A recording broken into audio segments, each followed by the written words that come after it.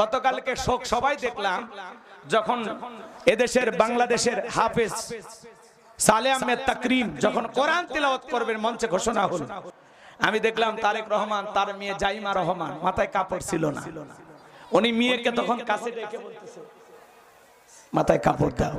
যখন কোরআন তিলাওয়াত হচ্ছে, বাবার শিক্ষা, পিতার শিক্ষা, মেয়েকে বলতেছে মা কাপড় দাও, মেয়েটা তখন মাথায় কাপড় দিলেন। চিন্তা করেন, উনি ওনার মেয়ের মাথায় কাপড় দিতে বলেছেন। ওই অনুষ্ঠানে যদি আরো মেয়েকে বোরকা পরায় নিয়ে যেতে পারতেন আরো ভালো হইতো। কথা কোন ঠিক কিনা? রাগ করতেছেন আপনারা? তবে অন্তত এইটা জিনিস, এই দৃশ্যটা আমাদের ভালো লাগছে যে মা কোরআন তেলাওয়াত হচ্ছে, মাথায় কি দাও? কাপড় দাও। ধর্মের প্রতি, কোরআনের প্রতি এই যে আকর্ষণ, এই যে ভালোবাসাটা, এই যে সম্মান দেখানোটা, এটা বংশের শিক্ষা। কথা বলেন ঠিক কিনা? এটা পিতার শিক্ষা। তো জনাব তারেক রহমানকে আমি ধন্যবাদ জানাই এই জন্য যে দৃশ্যটা দেখে আমাদের ভালো লাগছে যে আপনি আপনার মেয়ের মাথায় কাপড় দিতে বললেন।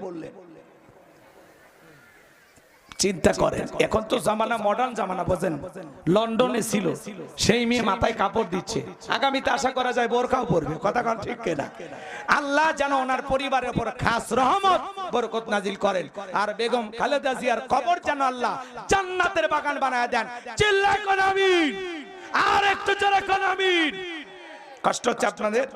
তাহলে 4 নাম্বার, ওয়াল্লাযীনা হুম লিফুরুজিহিম হাফিজুন, নিজের যৌবনটাকে সংযত রাখা, নিজের যৌবনটাকে কন্ট্রোল করা। তাহলে আমরা যৌবনকালে বেশি বেশি ইবাদত করব কার? এই যৌবনকালের পুরো সময়টা কুরবানি করব কার জন্য?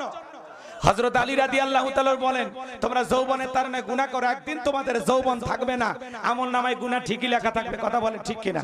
তাহলে আমরা যৌবনকালে ইবাদত করব কার? কথা কয় না, একটু হাত তুলে যুবক করে বলো কার? কার?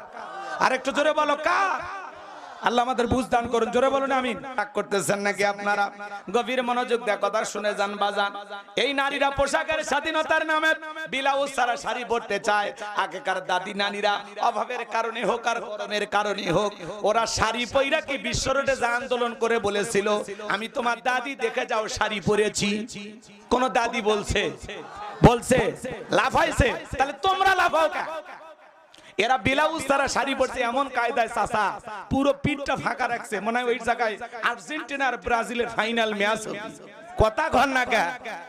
আগেকার দাদি নানিরা ব্লাউজ ছাড়া শাড়ি পরে পুরো শাড়িতে পুরো দেহ ঢাকছে, আর দাদি নানির যে ঘোমটা, চেহারা দেখা তো দূরের কথা, থুতনিও দেখা যায়নি।